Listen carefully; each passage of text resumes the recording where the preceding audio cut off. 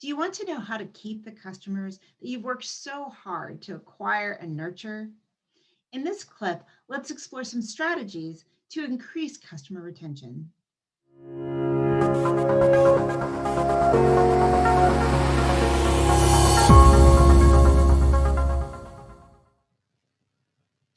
How do you increase customer retention?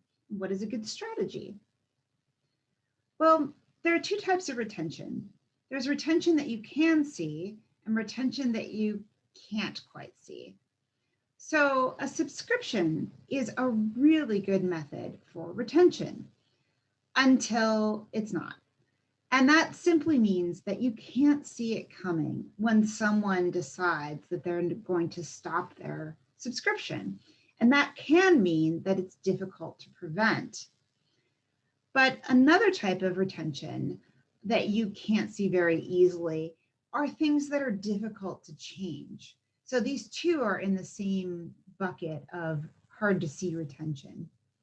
Think about the hassle of getting rid of your cable service, or changing your insurance policies, or again, banking. There are a number of industries that are very difficult once you get plugged in to make a change. And I hate to say it, but making customers suffer before they go away or to end their account is a technique. I don't recommend it, but it does create friction that causes more customers to stay than if it was super easy to leave. In e-commerce, retailers have an advantage in that every transaction provides clarity. And this forces the brands to be more tuned in to the customer base because they really have to understand the wants and needs of that customer base. When it comes to increasing retention, we like to target the middle of the customer lifetime value group because, and we can think about these as the golds or the irons from the pyramid discussion, but it's that middle group that has the most potential. A small increase in transactional cadence can have a big impact on customer lifetime value, even when the average order value is lower.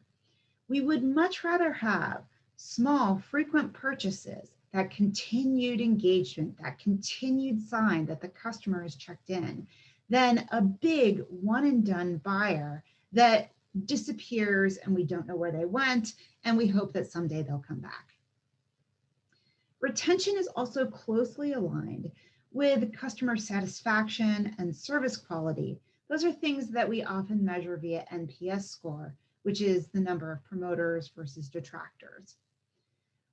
I highly recommend adding customer feedback to any retention metric, especially when you're trending retention, to try to understand which customers are trending higher and why. And of course, match that feedback to customer lifetime value so you know where to prioritize your most powerful customer retention strategies.